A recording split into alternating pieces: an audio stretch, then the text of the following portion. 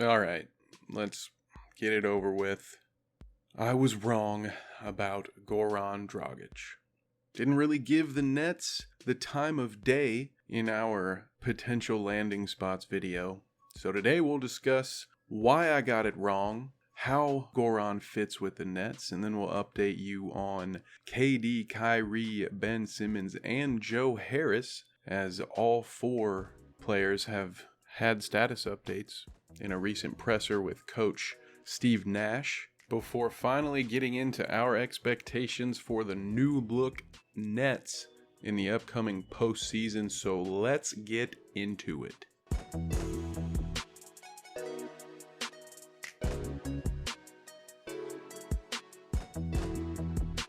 I was wrong. I'm not shy to point out when I get things right, so I damn sure will not hide away from the instances where we get it wrong. So let's get into it. The Nash Connection. While it was referenced or mentioned by proxy in our video, it wasn't given nearly as much attention as it probably should have been. Former teammates Steve Nash and Goran Dragic in Phoenix also share the same agent. Also worth mentioning, in 2016, both New York teams were on Dragic's list of preferred destinations before he was eventually traded to the Miami Heat. And the main thing would be, much as we pointed out with some other candidates, Brooklyn provides Goran with a chance to play due to Kyrie's limited availability while still having a legitimate shot at a title. I choose Brooklyn because I think that they have a really good chance to win the championship, especially to play alongside Kyrie, KD, Ben Simmons, Aldridge. Those are the guys who already playing big games, and because of Steve. Of course, Steve was my mentor. It's only fitting that when I came to the league, I play with him, and now, you never know, to finish my career with him would be awesome. And I do think even once everyone is on board and accounted for, I do think there's still a role here for Dragic. It may be fewer minutes than he's played in a long time, but with his shot-creating abilities both for himself and for teammates, he has a chance to make a big impact even with those lessened minutes, which brings me to the next point. What Dragic offers the Nets is, of course, another floor spacer. I don't believe his current three-point field goal percentage is indicative of his true ability. Expect something in the mid-30s from Goran. He's also a trusted ball handler. He's got a high basketball IQ, great passing skills. He can do some amazing things with the ball. A decent finisher at the rim, not afraid to get involved, has a disgusting floater. Like a little lean back, throws it towards the top of the arena, floats in. It's filthy.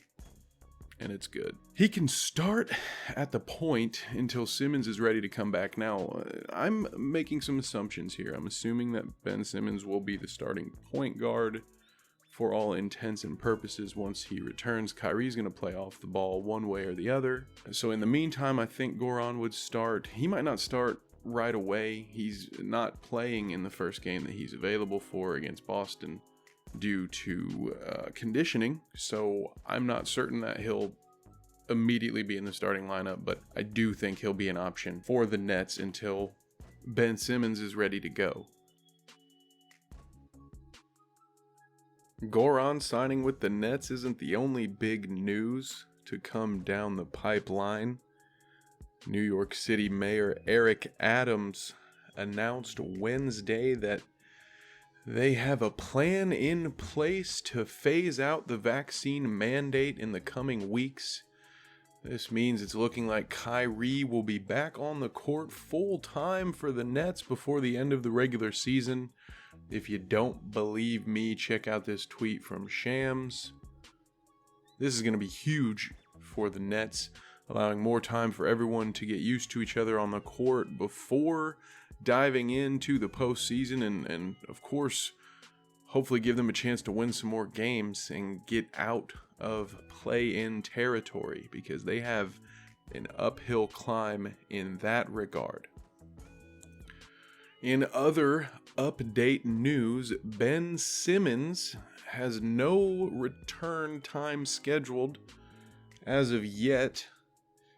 Alex Schiffer of The Athletic reports that Coach Steve Nash confirmed Wednesday afternoon that Simmons remains without a definitive date for making his Nets debut, though the coach did say that Kevin Durant is closer to returning than Simmons. And speaking of Kevin Durant, Coach Nash did elaborate and say further that he still has no clarity on when Durant will return to game action, according to Nick Friedel of ESPN. So I find that to be interesting. Ramona Shelburne reports that Ben Simmons is ramping it up and is expected to be in game shape in the coming weeks. Not days, not months, but weeks. So gives us something to work with. I offer no commentary at this time. I hope Ben's mental health is getting better now that he is away from Philadelphia. I've heard some rumors, some other talking heads that have alleged that Ben Simmons may wait until the Nets play the Sixers to return. I hope that's not the case. That would be very unfortunate. That's a brutal schedule that the Nets are looking at, and if Ben is able to play, I hope that he's able to do that. And honestly, if he has to miss the Sixers game, so be it. I'm sure his teammates would understand.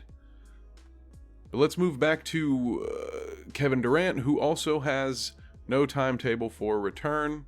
The fact that he is expected to be back before Simmons, and what Ramona Shelburne told us was Simmons will be back in weeks. This leads me to believe that, again, Kevin Durant is only weeks away from returning. I'm absolutely guessing here, but I would say it seems that he'll be back by the end of the regular season. So again, looking like they can get the core group together at just the right time, hopefully get a few games under their belt before diving into what is going to be one of the toughest Eastern Conference playoff paths we've seen in a long time. Joe Harris will be evaluated this week, and the Nets will decide whether or not a second surgery is required on his left ankle, reported by Michael Scotto of Hoops Hype. Now, even if a second surgery is avoided here, I am not certain that Joe Harris will be back for the Nets in time for the playoffs, but definitely something to keep an eye on, because if he is able to be back by the end of the playoffs, that's just one more reason to be terrified of the Nets. I, for one, would not want to be lining up against this team come playoff time if all of these pieces fall into place. Which segues us quite nicely. What can we expect from the new look Nets? Well, let's start with the biggest news from today, in my opinion, which is the availability of one Kyrie Irving. This is huge for the Nets, and while I've not been hesitant to call out Kyrie's distractions off the court, there's just no denying what he's capable of on the court either. And by all accounts, he's a good teammate. I don't hear a lot of people, other than maybe some of these James Harden rumblings, talking about Kyrie as a bad teammate. It mainly comes from media people who talk about the distractions that he creates, the stories that we talk about. So when he's in the locker room and all in and on board, it seems like he'll get along well. I pointed this out when we discussed Dragic and his possibility of landing with the Nets, that given Kyrie's recent past, Ben Simmons' recent past, and Goran's recent past, that this might be a difficult locker room for people to acclimate themselves to.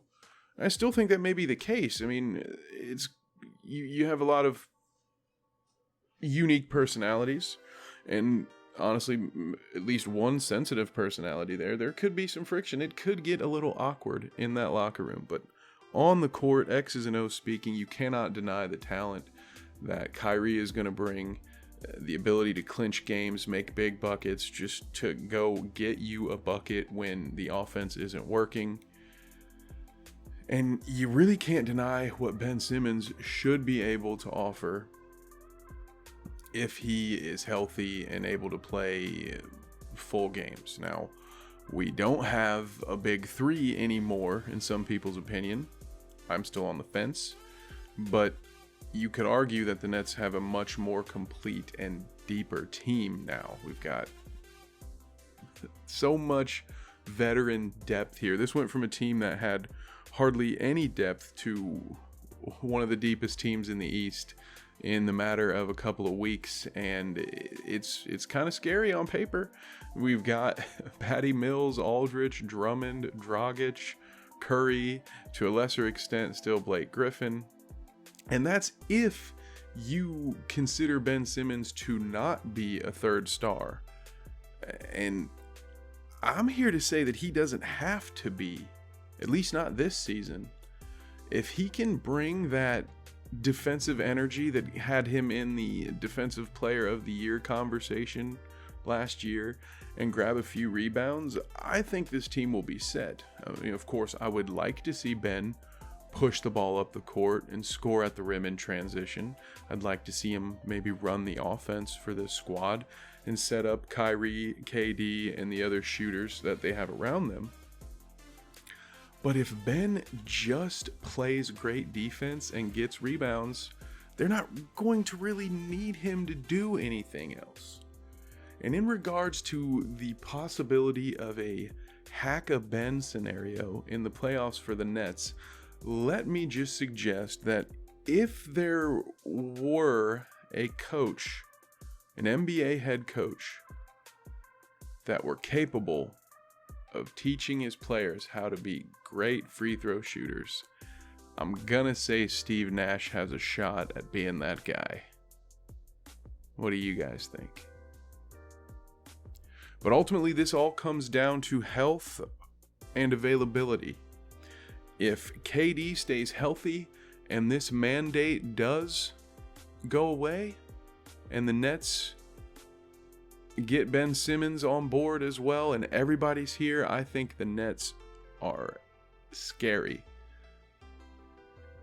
Might be the team to beat in the East. I'm not quite there yet. I need to see these guys actually play together before I would say absolutely lock it in. The title runs through Brooklyn this year. Let's remember, this team is the 8th seed right now. And in order for them to be a top 2 seed by the end of the regular season, they would need the Bulls and the Heat to go about 500 while the Nets rattle off 19 or 20 wins out of their last 23 games. So chances are the Nets aren't even going to have home court advantage at any point in the playoffs. So they still have challenges ahead of them, but I like their odds. I really do. If this core gets together and has a chance to play and they actually do have a little bit of cohesion going on, this team could beat anybody, and I wouldn't want to line up against them in a best of 7. So there you have it, folks. Thank you so much for listening. We'll catch you next time.